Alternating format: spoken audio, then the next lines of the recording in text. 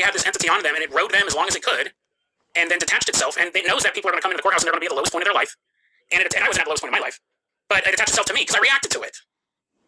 It's possible if I saw it and I looked at this thing and I didn't do anything when it attached to me. Now listen, I'm fine. I didn't catch any charges. I didn't do anything too crazy. 5 years of opioids, right? But that's not to say that something couldn't have gone wrong during that period. That's a lot of drugs. It's a lot of drugs. So, what does that have to do with this story? This is so bizarre. Because I told that story 5 years ago, and I experienced it around 20 years ago.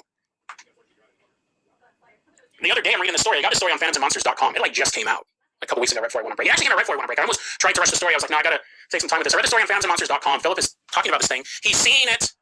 He's describing how it looks, how it's wrapped around her, and he says that it looks... This is trippy, man. This is so trippy. He said, I described all of it, but I left out the description of its head. He described it as looking like a, quote, planarian worm. And I go, what's a planarian worm? It didn't immediately draw up any visual for me.